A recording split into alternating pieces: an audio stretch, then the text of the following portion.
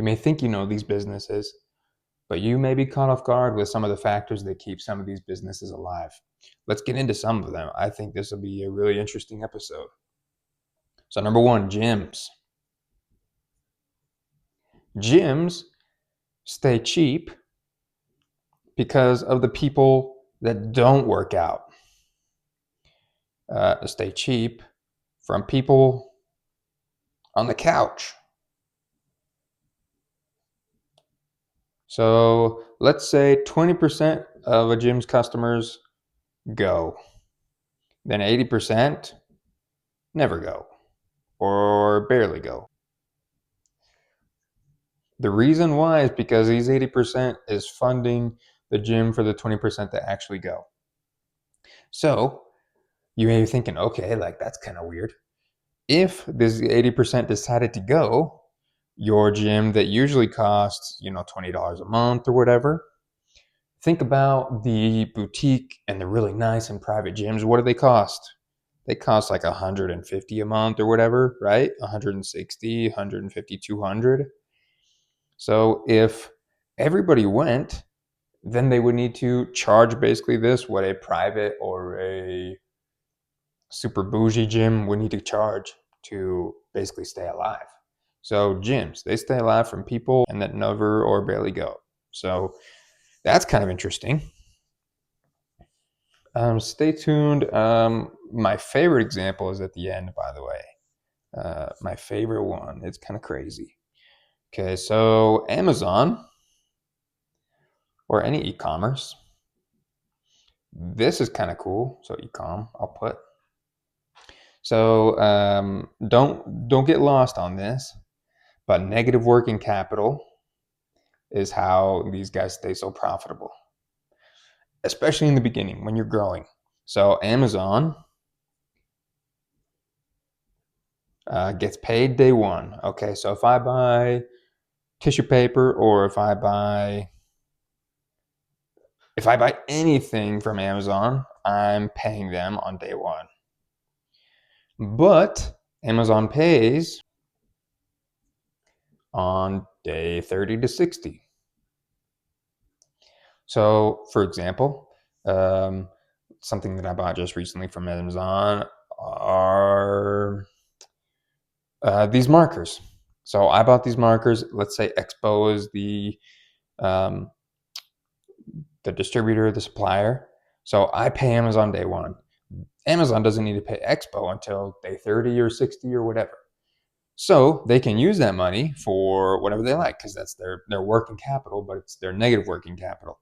So let's say they have like an Amazon, obviously is a $1 trillion company, but for any other e-commerce brand, let's say they have debt service or they have other bills, they can use that money to pay others, like the cash in the bank. Obviously, they still have the liability to Expo or whoever it is, right? But they can use that money for 29 or 59 or whatever amount of days to basically run their business and stay afloat. Very interesting indeed, if you ask me. Okay, let's go into credit cards. Oh, this is going to be a crazy one. This is a crazy one. Okay, so in a credit card transaction, there are 5 parties. Okay, so let's say you, and then let's say you're going to buy gas, so a gas station. So the 2 or the 3 in between. So one is the CC, the credit card. So this is Discover or Visa, right? MasterCard, Amex. Well, not Amex, but we'll go over that. And basically what the credit card does is they connect 2 banks, okay? So if you have a Wells Fargo or a, Bank of America card, it says on the credit card, that's the issuing bank.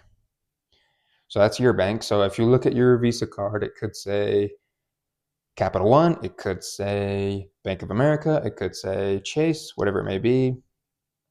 Same with any other type of card. Citibank does MasterCard. And the credit card connects the issuing bank to the merchant bank. This could be Square, this could be Stripe, this could be any other processing out there. It could also be another end, like a Bank of America or US Bank or something, but a merchant bank. So the gas station uses a merchant bank. You use your regular bank, which is the issuing bank. The credit card basically just connects all of this together. And you might be interested to know that the gas station gets about 97% of this. So the gas station gets 97%. And between this, the three parties, issuing bank, credit card, and merchant bank, usually divide up anywhere from 2.5% to 3% of this. So kind of crazy. I actually just learned this recently, but credit cards basically just connect all of this together. Wild, right? So that one is really cool too. Okay, so let's get into another one. Printers, right? This one's an interesting one. So the actual printer, that's a horrible printer, whatever, but buttons, right? Buttons here, freaking, who knows what they do. Printers are cheap. They're not the most expensive thing ever. But if you look at it, the ink cartridges cost more than an arm and a leg.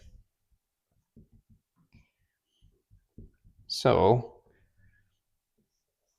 printers stay cheap. Oh, it kind of looks like a car or something. Anyway, printers stay cheap because they make their money and their profit from the ink. And this is their ink cartridge. I don't know how to spell cartridge, so I'm just going to put ink cartridge, abbreviated or shortened.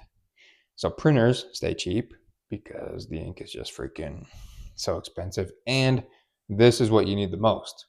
Because if somehow the ink wasn't expensive, they would probably charge you a monthly fee on the platform side of the credit, or the printer. I'm still thinking about credit cards. They'd probably still charge you some other way to get a regular recurring charge from using the printer, whether it's like a program or a subscription. And that's why the ink is so expensive, because they know that it's going to be fairly recurring depending on how much you use it. But that's a crazy example as well. Okay, so Microsoft,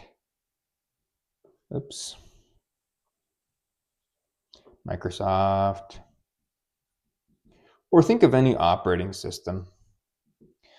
So anything that you use to like operate that's like highly integrated into your website, or excuse me, not the website, but highly integrated into your business. The biggest thing that they have going is switching costs.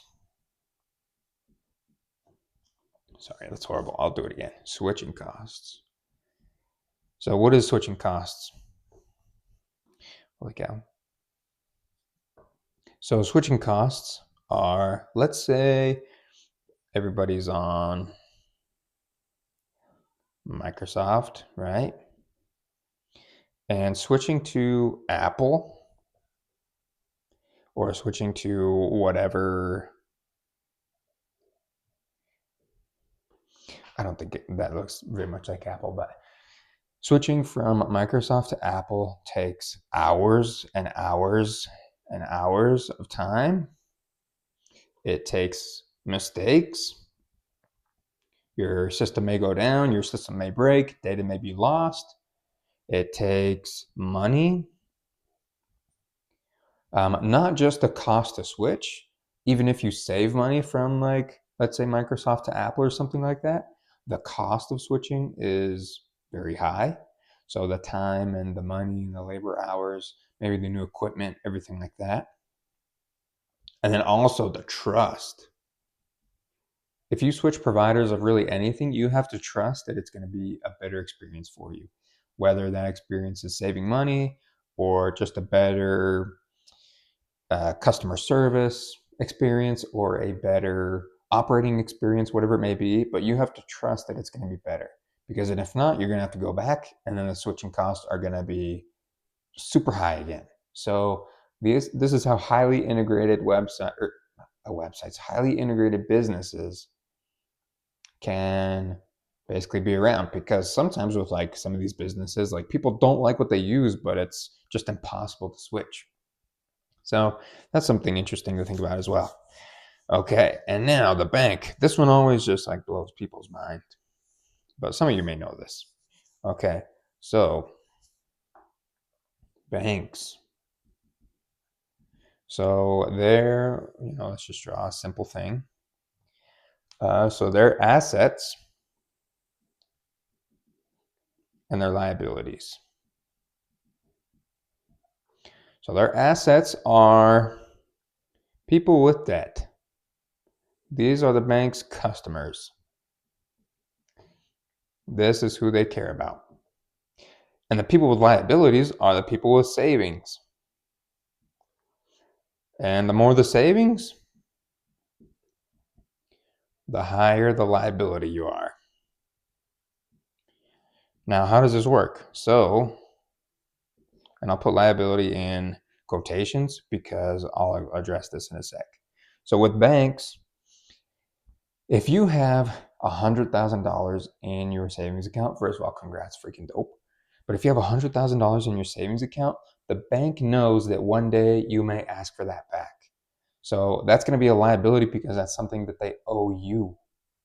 Now, the people with making money, the people with debt, like if you have a car loan at 7%, and then you have a HELOC, car loan at 7%, and a HELOC at 11 or whatever, this is the money that the bank is making.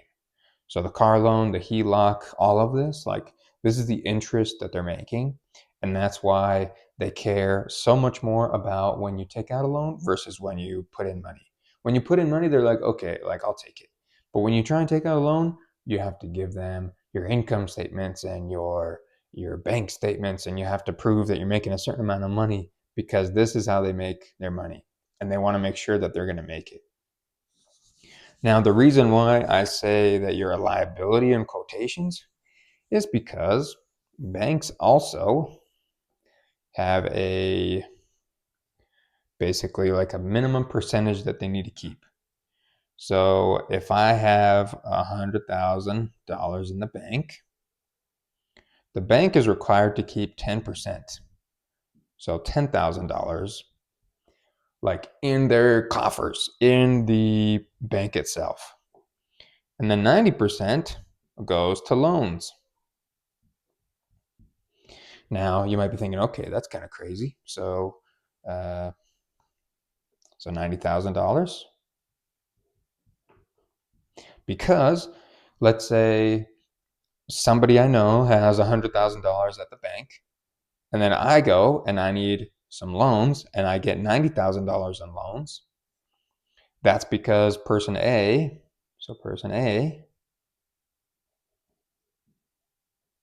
had this, and now the bank is able to make $90,000 worth of loans. So now me, person B, I ask for $90,000 in a loan. Now again, the bank needs to keep 10%.